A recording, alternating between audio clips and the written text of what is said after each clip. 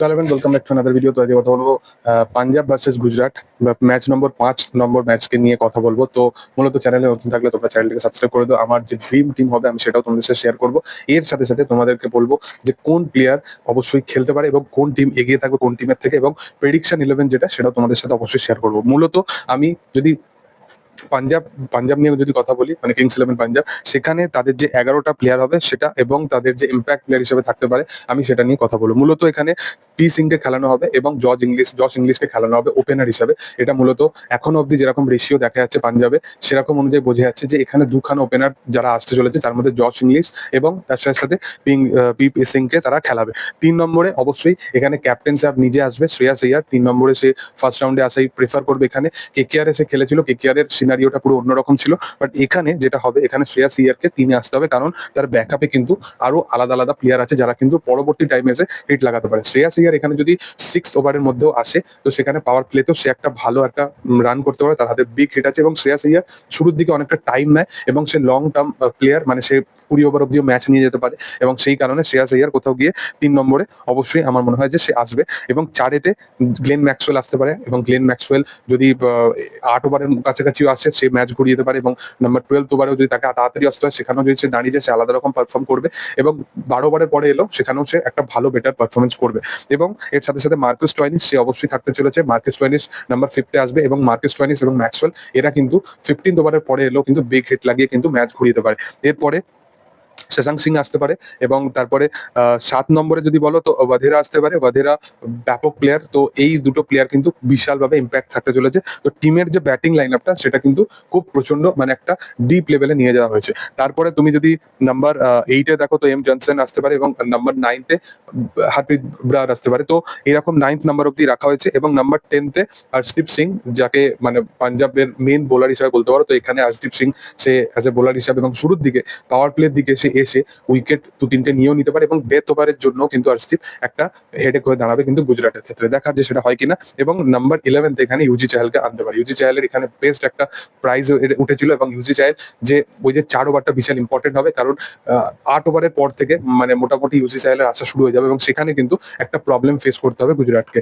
এবং এখানে যদি তুমি নাম্বার 12 প্লেয়ার হিসাবে, যদি ইম্প্যাক্ট প্লেয়ার হিসাবে যদি বলো, তাহলে হয়তো বিশ্বকে এখানে রাখতে পারে পাঞ্জাব। এবার যদি গুজরাট টিমের কথায় আসি, তো গুজরাটের এখানে প্লেইং 11 যদি বলা যায় তো শুভমান গিল অবশ্যই থাকতে চলেছে প্লেইং 11-এ, এবং সে ওপেনার হিসাবে থাকবে এবং সেই ক্যাপ্টেন্সি করবে। এবং তার সাথে এখানে নামবে জস বাটলার, যে উইকেট কিপার হিসাবে যাকে আমরা দেখতে পাবো। তো গিল এবং জস বাটলার এরা দুজন ওপেন করবে। এরা যদি ফার্স্টে ব্যাটিং করে তো 6 ওভারে 70 রান তো ধরে রাখো, এবং যদি এরা লাস্টেও ব্যাট করে মানে চেজিও করে, তাহলেও কিন্তু এরা যে স্টার্টিংটা দেবে টিমকে সেটা কিন্তু একটা ব্যাপক নাম্বার হতে চলেছে। তো মোটামুটি পাঞ্জাবকে এখানে জিততে গেলে 220+ বা 210+ এর ওপর স্কোর করতে হবে, না হলে কিন্তু পাঞ্জাবের ক্ষেত্রে যেটা কিন্তু প্রবলেমেটিক হয়ে দাঁড়াবে। তো এখানে শুভমান গিল এবং বাটলার সে দাঁড়াবে, এবং 3 নম্বরে সাই সুদর্শন এবং শাহরুখ খান 3-4-এতে আসতে পারে, এবং দুজনেই কিন্তু ব্যাপক কিন্তু 3-4টাকে দেখতে পারে, এবং দুজনে বিগ হিট লাগাতে পারে এবং ম্যাচ ঘুরিয়ে দিতে পারে। এবং গুজরাটের এটাই বরাবর থাকে যে তারা ইন্ডিয়ান প্লেয়ারকে প্রচন্ডভাবে ব্যাকিং আপ করতে পারে।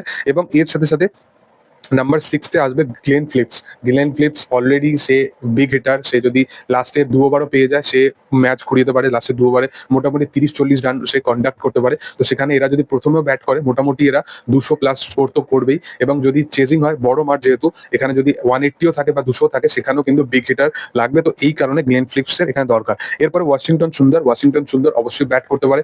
বিগ হিটের ক্ষেত্রে আমি অতটা যাচ্ছি না ওয়াশিংটন সুন্দরের ক্ষেত্রে, যেহেতু গুজরাটের স্টেডিয়াম অনেক বড় হয়, বাট তবুও ওয়াশিংটন সুন্দর একটা ডিসেন্ট ব্যাট করে। তো টিমের একটা নাম্বার 7 অব্দি একটা ব্যাটিং লাইন আপ আছে, কারণ তেবাতিয়া মানে রাহুল তেবাতিয়াও এখানে ভালো ব্যাটিং করতে পারে, এবং তাকে ওপরেও আনতে পারে, কারণ তাকে রাজস্থান ওপরেও টপ অর্ডারেও নামিয়েও কিন্তু অনেক সময় ব্যাট করেছে এবং সে কিন্তু ম্যাচ ঘুরিয়ে দিয়েছে। এবং তেবাতিয়া ভালো ব্যাটসম্যান। আমার মনে হয় যে ওয়াশিংটন সুন্দরের আগে তেবাতিকা হয়তো নামাতে পারে, এবং তারপরে তেবাতিয়ার পরে হয়তো রাশিদ খান আসবে। রাশিদ খানও এখানে ভালো ব্যাট করতে পারে, তার ব্যাটে বলে যদি কানেক্ট হয়ে যায় তো ডিরেক্টলি বল স্টেডিয়ামের বাইরে চলে যায়। তো নাম্বার 8 অব্দি ব্যাটিং করার অ্যাবিলিটি আছে। এবং তারপরে সাই কিশোর আছে এবং কাগিসোর আবাডা, তো এবং তার সাথে মোহাম্মদ সিরাজ এখানে খেলতে পারে। তো বোঝা যাচ্ছে যে ব্যাপক কিন্তু ইম্প্যাক্টফুল কিন্তু প্লেইং 11 গুজরাটে থাকতে চলেছে, এবং নাম্বার 12 প্লেয়ার হিসেবেও কিন্তু এখানে প্রসিদ্ধ কৃষ্ণা থাকতে চলেছে। তো বোঝা যাচ্ছে যে গুজরাটের টিম কিন্তু এখানে বিশাল ব্যালেন্স টিম। যদি কম্পারেটিভলি যদি বলা হয় গুজরাট ভার্সেস পাঞ্জাব নিয়ে, তো অনেকটা কিন্তু গুজরাটের টিম এখানে এগিয়ে আছে। তো আমার মনে হয় যে গুজরাট হয়তো আজকের ম্যাচটা জিতে যেতে পারে। এবার যদি প্লেইং 11 নিয়ে কথা বলি, তো প্লেইং 11 হিসাবে আমি এখানে যদি মানে মোটামুটি আমার 11টা প্লেয়ার হিসেবে যদি কথা বলি, তো অবশ্যই উইকেট কিপার লিস্টে জস বাটলারের আগে কেউ নেই। জস বাটলার অবশ্যই থাকতে চলেছে এবং এর সাথে সাথে শুভমান গিল, শ্রেয়াস আইয়ার এবং সাই সুদর্শন, এই 3টে প্লেয়ারকে আমি ব্যাটার হিসাবে রেখেছি। এরা 3জন ব্যাটার হিসাবে থাকতে চলেছে এবং অলরাউন্ডার হিসাবে আমি রেখেছি হচ্ছে জ্যামসনকে, গ্লেন ম্যাক্সওয়েলকে এবং এর সাথে সাথে মার্কাস স্টয়নিসকে। এরা 3জন ইম্প্যাক্টফুল প্লেয়ার হিসেবে থাকবে।